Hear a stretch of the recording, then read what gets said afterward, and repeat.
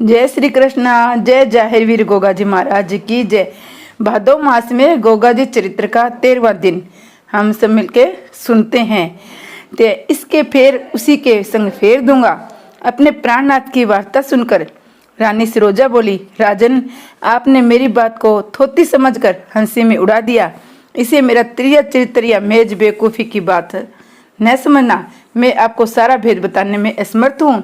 अगर आपको मुझसे थोड़ा भी प्यार है, मेरा दुख दूर करना चाहते हो, तुरंत नायब ब्राह्मण को बुला के टीका देकर भेजो, जिसे देश विदेश में घूमकर किसी योग्य राजकुमार को अपनी योग्य लक्ष्मी स्वरूपा सिरिल राजकुमारी का टीका चढ़ाए।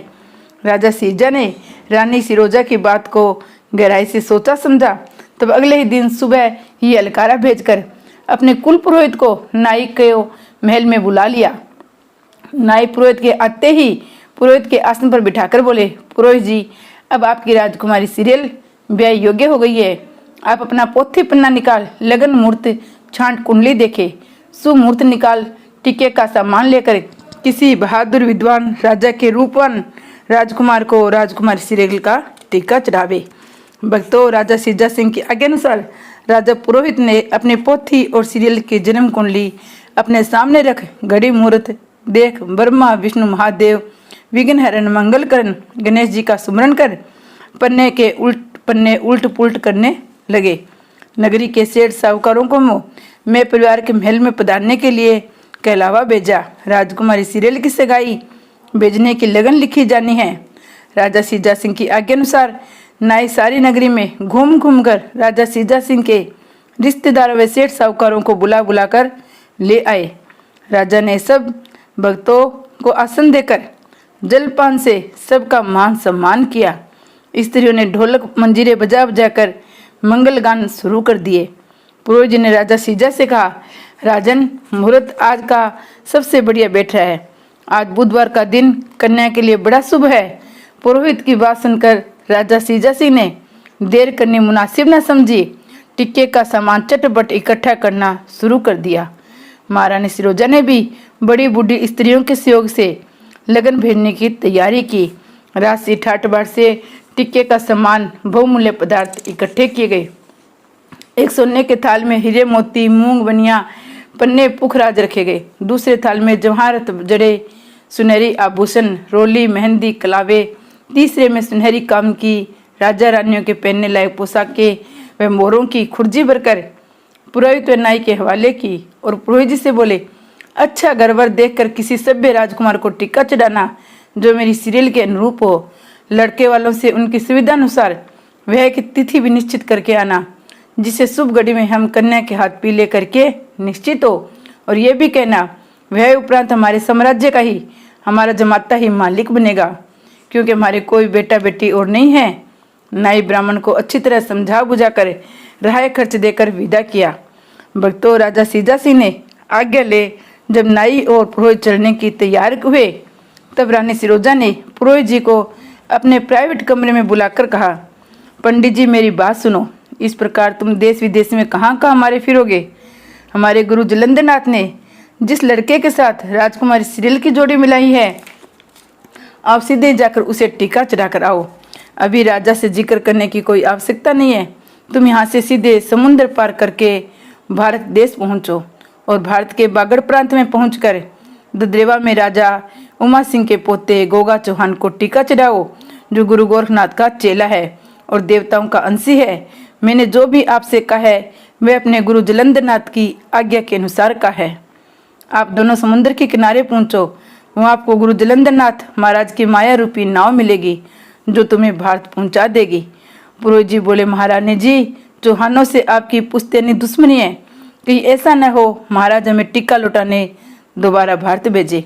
महारानी सिरोजा पुरोहित की मुट्ठी गर्म करके बोली, ये लो, जब टीका चढ़ाकर वापिस आओगे तो और भेंट पूजा दूंगी। आप चिंता न करो, बेमाता का लिखा महात्माओं का कहा कोई नहीं मिट सकता। जब तक मैं जिंदा हूँ तुम्हें घबराने की आवश्यकता नहीं है। पुरोहित जी ने अपनी मुट्ठी खोलकर देखी तो उसमें सोने की मोहरें थी, जो उन्होंने नाई से छिपाकर अपनी पगड़ी में बांध ली। रानी सिरोजा को आशीर्वाद दे नाई के साथ वह समुद्र के किनारे आ पहुँचे। समुद्र में स्नान कर भगवान की पूजा की। इतने में नाव किनारे आ लगी। उस पर जो नाव खेलने वाले थे उनके चेहरे पर बड़ा भारी तेज था। उन्होंने पुरोहित जी से कहा, हमें योगी जलंधरनाथ जी महाराज ने भेजा है, क्या आप लोगों को समुद्र पार भारतवर्ष पहुंचना है? भक्तों, पुरोहित और नाई हाँ कहकर नाव में चढ़ गए। मल्लाहों ने नाव इस प्रकार खेई जैसे कोई मोटर कार सड़क पर दौड़ रही हो।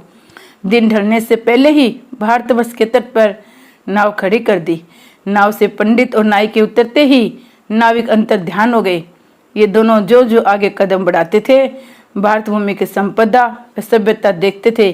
क्या कि सब लोग अतिथि सेवा को भगवान की सेवा से भी जरूरी समझते हैं। रास्ता बताने में अपना काम छोड़कर टेढ़े मेढ़े रास्ते से चलकर सीधा मार्ग बताकर ही लौटते हैं।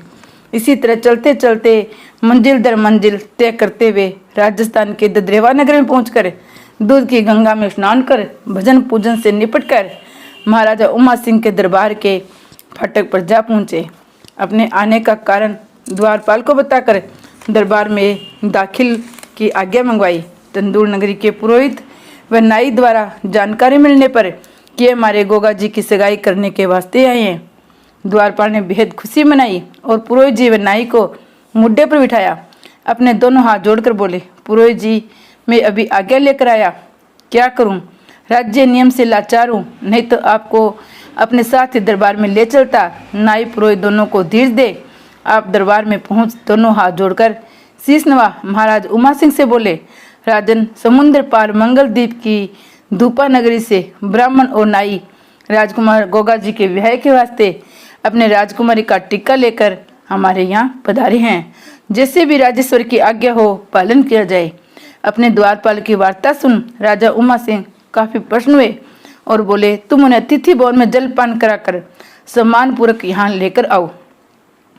भक्तों, द्वारपाल ने महाराजा उमा सिंह की आज्ञा अनुसार नाई ब्राह्मण को अतिथिशाला में ले जाकर मिठाई पकवान खिलाकर नेगियों की सेवा की। फिर राजा उमा सिंह के सामने लाकर खड़ा कर दिया। राजा उमा सिंह के दरबार में शोभा देखकर वह राजा सीजा सिंह के दरबार को भूल गए। 12 द्वारी का सुनहरी खंभों वाला बंगला है जिसमें तरह तरह के नगीने जड़े हुए हैं। 13 द्वारी की दालान है जहाँ की शोभा ही नारी है। कई ब्राह्मण वेद बांध रहे हैं, कई हवन्य गो रहे हैं, कई तंबले सितार बज रहे हैं, कई वैश्य नाच रही है। फिर सभी वैश्य के इस में पागल हो रहे हैं। लक्ष्मी की वर्षा हो रही है। देश विदेश के राजा महाराजा सब होद्देदार अपने अपने कुर्सी मुड्ढों पर शान से बैठे हैं। जब दरबार की शोभा जी भरकर देख चुके तब राजा उमा सिंह को आशीर्वाद दे पंडित जी ने कहा, महाराज साहब, हम लोग महाराजा सीजा सिंह की राजधानी तंदूर नगरी शहर धूपागढ़, जिसे बूंदागढ़ भी कहते हैं, जो समुद्र के पार संगलद्वीप के पास है, पधारिए। उनके घर पर एक पढ़ी लिखी चंद्रमुखी कन्या है। उसका संबंध आपके पोते से करने के वास्ते हम टिक्का लेकर हम दोनों यहाँ आए हैं।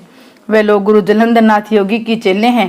ये कन्या रतन देवी स्वरूपा उनकी विभूति का ही प्रसाद है। हमारी रानी जी बांस थी, गुरु जलंधरनाथ की कृपा से ही उनके भाग्य जागे हैं।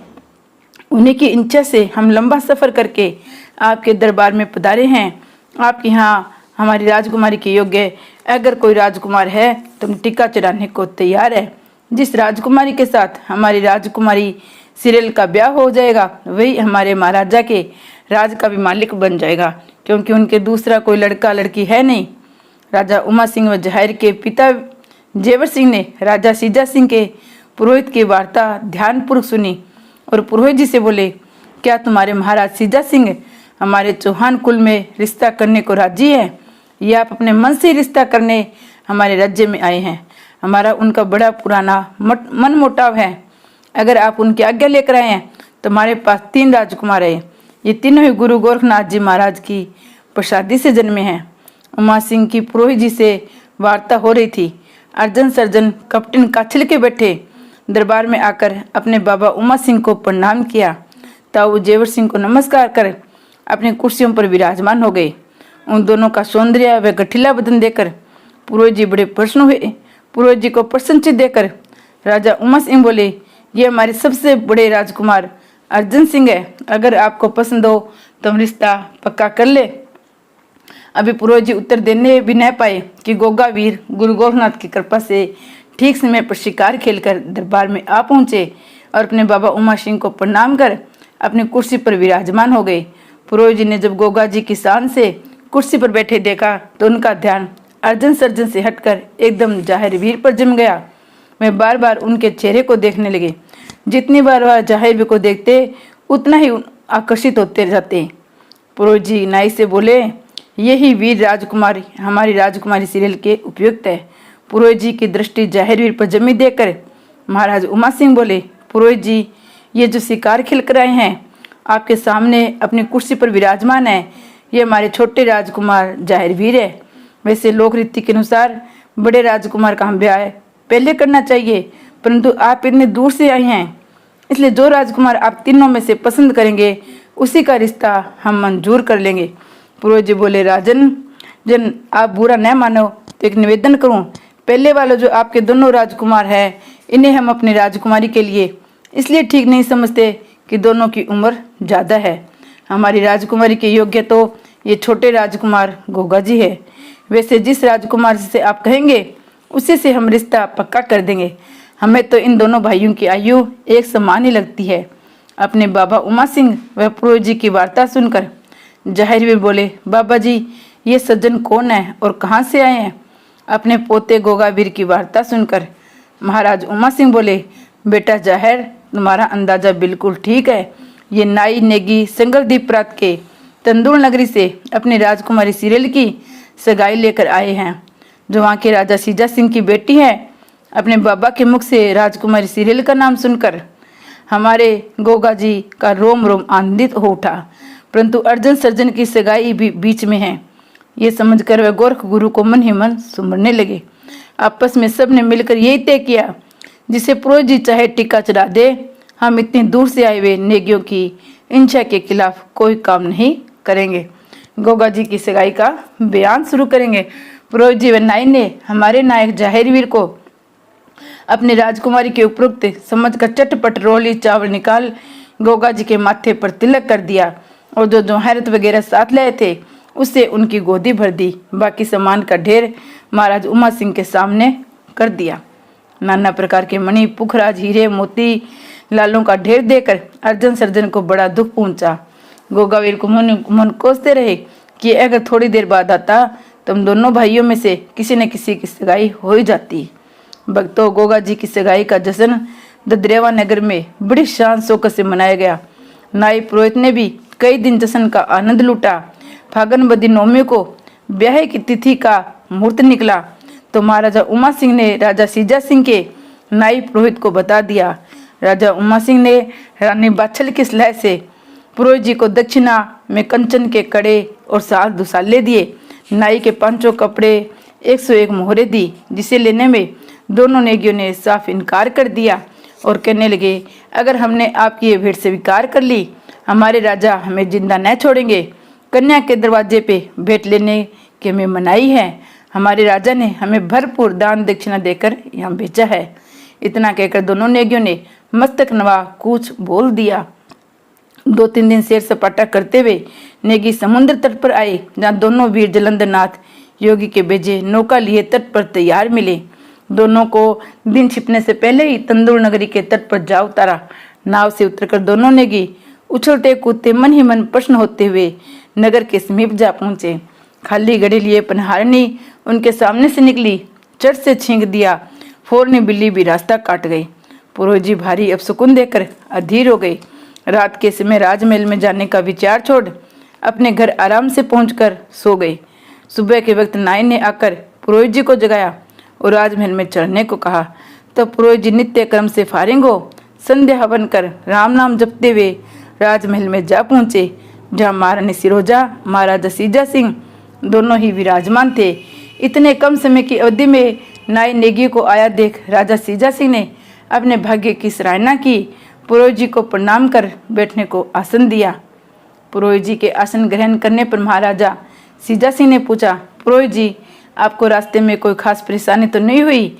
आपने राजकुमारी सीरियल का टिक्का कौन देश में किस राजा के राजकुमार को चढ़ाया है? कौन तिथि के ब्याह का मुहूर्त निकाला है? राजकुमार की आयु कितनी है? सारे प्रश्न राजा सीजा सिंह ने पुरोहित जी से एक सांस में ही कर डाले।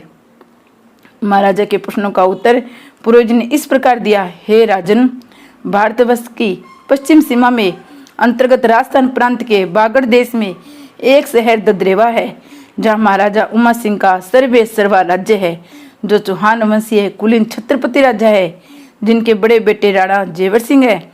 उन्हीं के राजकुमार जाहिरवीर हमने अपनी राजकुमारी सीरियल का टीका चढ़ाया है। फागन बदी नौमी का ब्याह निश्चित किया है। ये होनहार युवक गुरु गोरखनाथ जी की दया का फल है और देवताओं का अंश है। भक्तों, जो पुरोहित जी ने बागड़ के राजकुमार का यशोगान करते थे, त्यों तो महाराजा सीजा सिंह का पारा गर्म होता जाता था। वे अपना संतुलन खो बैठे। उनकी आंखें लाल अंगारा बन गई, चेहरा क्रोध से भयानक हो गया। राजा सीजा सिंह का भयानक रूप देखकर यमराज को धोखा होता है, परंतु उन्होंने एक लोटा पानी मंगवाकर पी लिया और अपने गुस्से पर काबू पाकर पुरोहित जी से बोले, पुरोहित जी, मैंने ब्राह्मण जाति का देव पूज्य समझा है, मगर आप लोगों से वफादारी की उम्मीद करना बहुत बड़ी बेवकूफ़ी है। बहुत सिंगर ऐसा समय आने वाला है कि तुम जैसे बेईमानों को कोई अपनी कन्या का रिश्ता करने के लिए नहीं भेजा जाएगा। कन्या के माँ बाप खुद ही लड़का लड़की देखकर रिश्ता किया करेंगे। तुम्हारे पुरखों की बात अलग थी, जो जिजमान के भले के वास्ते अपने जान तक डालते थे। तुम लोगों का पतन हो गया है। तुम लोगों की तो वही दशा है, जहाँ पर देखा तवा प्रांत वही गवाही सारी रात।